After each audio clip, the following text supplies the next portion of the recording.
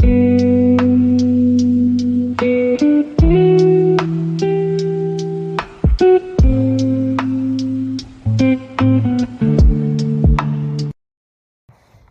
inclusion of transgender athletes in women's sports has started debates across the world of athletics, science, and policy.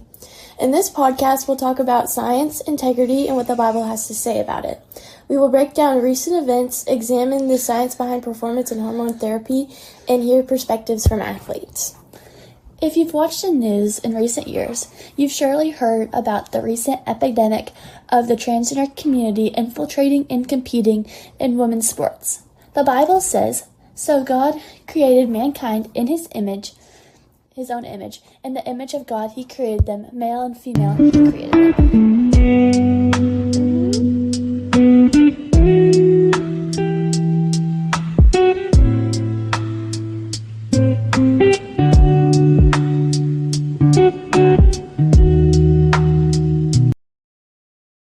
Hi everyone, I'm Ruby. And I'm Jane. And this is our podcast on the many thoughts and opinions on transgender people in women's sports. Today we are going to start by talking about some recent occurrences of this in America and some of the protests and differing beliefs on the subject. The article I'm about to read from is from Fox News, talking about a transgender athlete competing in a high school track meet. Transgender athlete A.B. Hernandez of Hupara Valley High School won the girls' triple jump and high jump state championships this past weekend against the backdrop of local protest and national attention after Trump called out the situation earlier last week. California's High School Sports League responded by amending its rules to accommodate female athletes who finished behind a trans athlete in the 3 events Hernandez competed in, granting them qualification and podium finishes they would have earned had a biologically male athlete not competed in those events. This resulted in Hernandez having to share podium spots with the female athletes who finished one spot behind Hernandez after the finals on Saturday. I find it sad that after women fought so hard just to be allowed to compete in sports, it can feel like our opportunities and recognition aren't fully there. Allowing transgender in sports makes the competition unequal and unfair for the girls and women competing to have to race against boys and men. This next article is from Wikipedia talking about an executive order. Executive Order 14201, titled Keeping Men Out of Women's Sports, is an executive order signed by U.S. President Donald Trump in February 2025 in an attempt to ban transgender women athletes of all ages from competing on girls' and women's sports teams. Based on the male and female definitions of his Executive Order 14168, part of a broader targeting of transgender people, the executive order threatens to revoke federal funding from any elementary, secondary, or post-secondary institution that allows transgender girls to play on girls' teams, claiming they are in violation of Title IX. Even with all the different views on this subject, I think the attempt of a ban is a good thing. While differing opinions include wants for equality in the LGBTQ+ community, I think it's important to protect women's sports and keep it for biological women only. It wasn't until the late 19th and 20th century that women even started to form athletic clubs and compete in events, and the major milestone of them competing in the first time in the Olympics in 1900. All of this to once again say, I don't think transgender people in women's sports are fair, and I'm glad there's a boundary being set to protect women in sports. The next article we're going to read from is about the recent transgender ban in the Olympics for women's sports. The International Olympic Committee has announced that women's competitions across global sport will be ring-fenced for athletes who are biologically female, putting an end to a decade of controversies involving transgender athletes and those with differences in sexual development. IOC President Christy Coventry, elected last year to succeed Thomas Bach, has finally recognized the need to treat sex as an objective reality rather than a matter of belief. It is a seismic ruling taking effect from the Los Angeles Olympics in 2028 and requiring eligibility to be determined by a once-in-a-lifetime cheek swab, preventing both post-puberty puberty males and DSD athletes from entering the female category, all international sports federations are now expected to fall in behind the move. This shift is explicitly designed to avoid a repeat of the scandals that erupted at the last two Summer Games in Tokyo in 2021. Biologically male weightlifter Laurel Hubbard stoked outrage by representing New Zealand in the women's event. I'm glad this is being taken as seriously as it needs to be. I'm hoping that with the organization that is the Olympics being as popular as it is, that other big sports organizations will fall into step with the Olympic policy.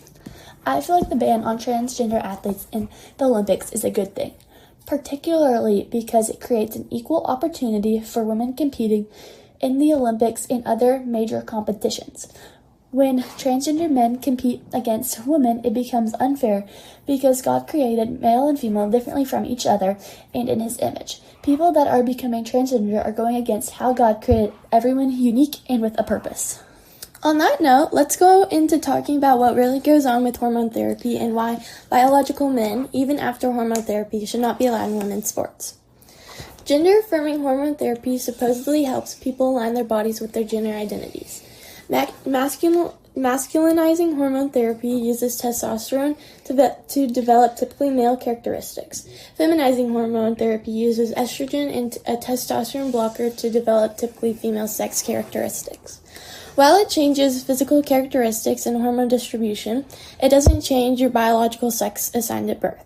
It doesn't change XY chromosomes to XX, and it doesn't change XX chromosomes to XY.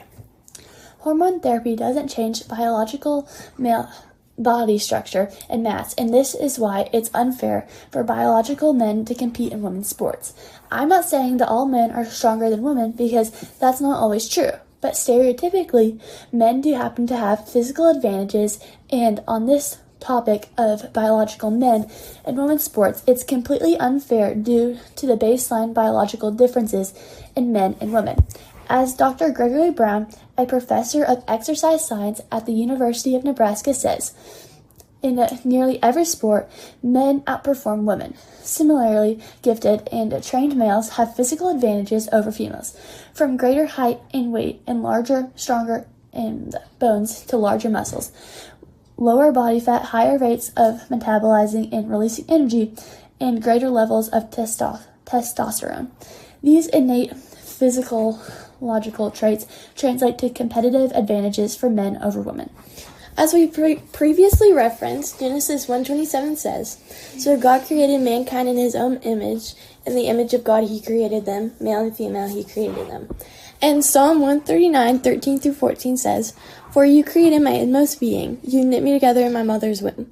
I praise you, for I am fearfully and wonderfully made. Your works are wonderful. I know that full well." These verses talk about how we are each created differently and unique, fearfully and wonderfully made, as Psalm 139 says. Male and female are biologically different and unique, and each person is made for God's purpose.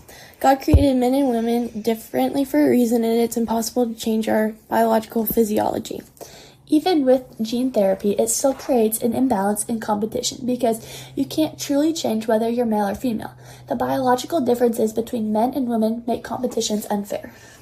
Given the hype around sports, it's not surprising to find that when there is a question about fairness, it needs to be dealt with. Fairness has always been divided into two categories, male and female. If there were not these two categories, there would be little to no chance of women winning any major competition. World records, for example, constantly show men as being bigger, faster, and stronger than women. For example, the world record for women in a marathon is 2 hours, 9 minutes, and 56 seconds. But for men, the world record is 2 hours and 35 seconds.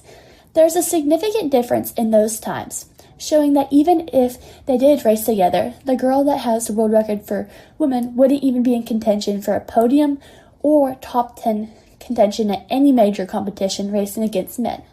With transgender athletes being entered in women's sports, it creates an unbalanced and unfair advantage. Proverbs 31:9 says, "Open your mouth, judge righteously, defend the rights of the poor and needy." Hearing this verse once again reminds us that we should always speak up for what is right, even if it's something controversial like this topic here. As David E. Prince said, recently a 22-year-old swimmer at the University of Pennsylvania shattered records and dominated the Ivy League championships, winning in the 200-yard and 500-yard freestyle.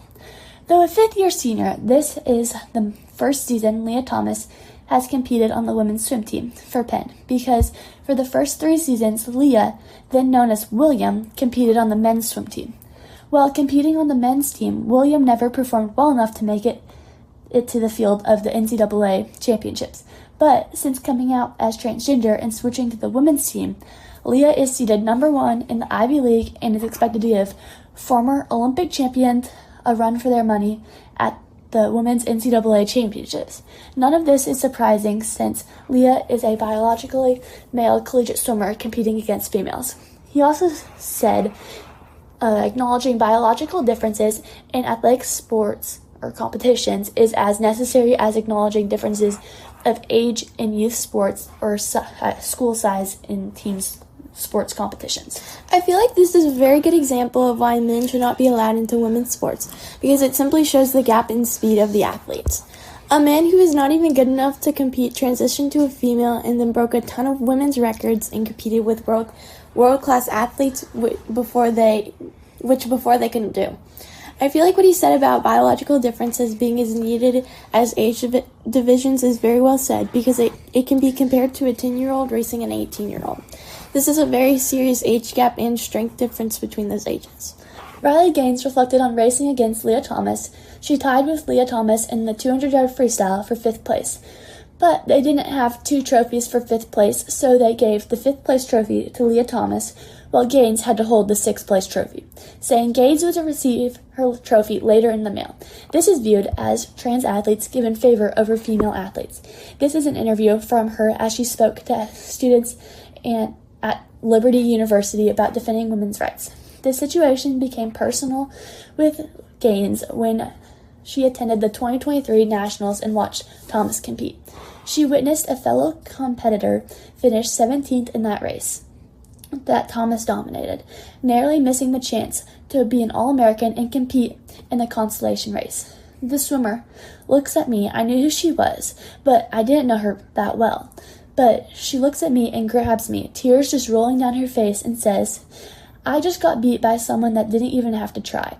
Gaines said, and that's when my feelings shifted, because up until this point, I was kind of mad and frustrated by the whole thing. But when she looked at me and said that I saw how distraught she was, that's when my feelings changed to heartbreak. I felt like I had just been punched in the gut. I knew up until this point that everything that happened was wrong.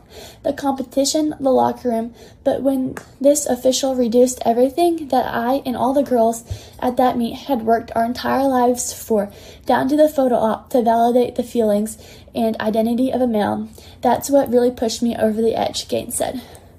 Since this happened, Leah Thomas's records have since been removed and gotten rid of, and apology notes were sent to every swimmer that was affected by Thomas from the university, since they allowed Thomas to compete in women's swimming. This brings us to the question, how should we as Christ followers react to all of this? The LGBTQ plus community and having transgender athletes in women's sports is most commonly seen as a political issue, which differs between worldviews. As Christ followers and people with a biblical worldview, God needs to be the center of how we view all of these issues. There are absolute truths that come with us viewing it this way, one of these being that the fact that God makes us human beings in his image, male and female. He distinguishes between the two and recognizes and affirms their differences. Our biological sex is given to us by God and it is not something changeable. As Christians, we should fight for what's right and defend women's sports, but we also need to realize that at the heart of the issue are broken people struggling with their gender identity in need of a savior as much as any of us. We are called to love them just the same. We can love them out of humility, recognizing our own brokenness in all things, including our sexuality. The Bible teaches that all people have been made in God's image, so all of us have inherent dignity, irrespective of our struggles. Now, we are going to move into the interviewing section of our podcast.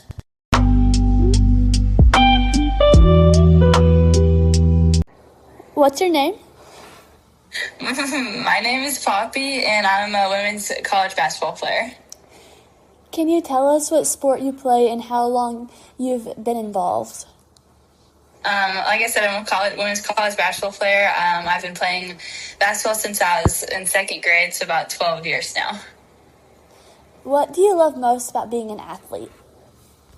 For me, winning, honestly. I really like to win. I like to compete, push myself, and just, compete with my teammates and the people I like to hang out with. How does your faith influence the way you see yourself as an athlete? Going into it, it's not for my glory, it's for God's glory. And I know that the only reason I'm able to play is because of the gifts and the talents that He's given me. It's just a lot of gratefulness and thankfulness for His glory and His good. How do you feel about transgender athletes participating in competitive sports today? First of all, I think it's not fair. Transgender athletes, there's lots of differences between males and females. God created us differently. And so there's lots of different things that I think play a factor into men playing in women's sports and even women playing in men's sports. You see more people complain about it when men are trying to play in women's sports just because of their testosterone levels being so much higher in men than it is in women. So you see, they're better athletes. Obviously, they're winning more. And so I think it's a lot of unfairness, and I don't personally agree with it. I think, we shouldn't have transgender athletes going either direction, mainly in men and women's sports, because it's just they're so much better athletes. And oftentimes, you see the volleyball players, if you have a male volleyball player, they hit the ball so much harder than a women's volleyball player. So there's room for injury, and overall it's just unfair. When you think about sports, what does fairness mean to you? I think it's equal opportunity, but I think it's not necessarily in the way of transgender athletes equal opportunity. I think just competing at a high level with people had similar experiences to you and did the same work to get there that you did as well. Okay. Do you think this issue is more about fairness, inclusion, or both? I think it's a little bit of both. A lot of people want everybody to be included and have a chance to compete, but they do have a chance to compete at their with their biological gender. They don't have to compete on the women's side or on the men's side. They don't need to change. So I think it's a lot about inclusion and people wanting to be included. And but I also think there's the fairness side, like I said, especially in women's sports and the physicality differences in males and females that you can't necessarily change. So yeah. If you could create an answer to this, what would it be? I think there needs to be certain laws or rules against transgender athletes competing. There doesn't need to be men in women's sports and women in men's sports. It's just not necessary. And I think having laws or rules against this would be very helpful, just in the safety of athletes and the comfortability of athletes. I just think laws or rules or something of that aspect would be good. Do you have any final thoughts on this? No. Okay. Thank you for your time, opinions, and being on our podcast. That was Poppy's opinions coming from a collegiate basketball player. What's your name? Doodle. Can you tell us what sport you play and how long you've been involved? I run cross country and track and field, and I've been involved for about 7 years. Okay, cool. What do you love most about being an athlete? I really like how, as a Christian, I'm able to show the talents that the Lord has given me by competing against others, and also spreading His word and the faith through that and doing that. And I also just enjoy competing and getting to move my body. It's quite a privilege to be able to do those things. Okay, you kind of already answered this, but how does your faith influence the way you see yourself as an athlete? Yeah, absolutely. I feel like my faith shows me that I'm more than just an athlete. I think in competitive sports, it's really easy to make your identity just completely your sport. But being a Christian in sport means that my identity is tied to something much more powerful and something so much sweeter than just winning a race or a game. And so I think, getting to spread the gospel through my sport and being able to tie my identity to something more than just a race is really important. That's really good. How do you feel about transgender athletes participating in competitive sports today? It makes me really sad, especially when someone is competing in a different gender category than they were born to be, because that's something that, it goes directly against the Bible, not just how you're living, but also just to I don't think it's fair, and I don't think it's right to do. Even if you're a female transitioning to competing in a male sport, I just don't think it's fair, and I don't think it's correct, because the Lord made us differently. And so it definitely makes me pretty sad. Yeah. When you think about sports, what does fairness mean to you?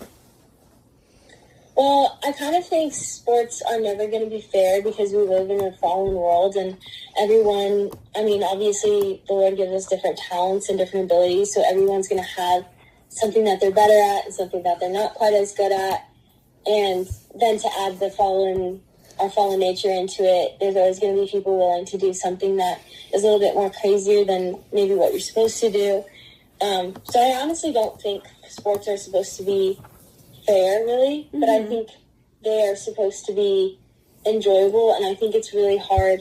I think it's also, if we can control how fair it can be, I think the better. And since we can kind of control how transgender athletes, we control, drugs, we control, rules and games like that, so I think that should be the same way we handle transgender athletes. Yeah. And you kind of also already answered this a little bit, but do you think this is an issue? Do you think this issue is more about fairness, inclusion, or both? I kind of think both, because I think it's mostly about fairness, but that kind of includes inclusion, because, athletes really just want everything to be fair. On the one hand, transgender athletes want it to be fair to them to get to compete in the category that they, identify as. But I also think that especially with males transitioning into female and competing in female fields, we see it a lot that you've seen it, that the male athletes just have a stronger advantage over the female athletes, and that's just not fair. So I think it has a lot to do with fairness, but there's definitely some inclusion involved. Okay. Do you have any final thoughts on this subject that you'd like to share? I think that we should just, as Christians, I think the best thing we can do is just continue to, glorify the Lord in our sports, and I know we should, set an example, but I also don't think we should, when we talk to transgender athletes, I don't think it should be in a way that's, rude or derogatory, but I also do think that we should continue to live out and share our opinions just in a very respectful way, as Christians should. But those are kind of all my thoughts. So okay. Yeah. Thank you for your time and being on our podcast. That's it for our podcast on transgender and women's sports. Thanks so much for listening.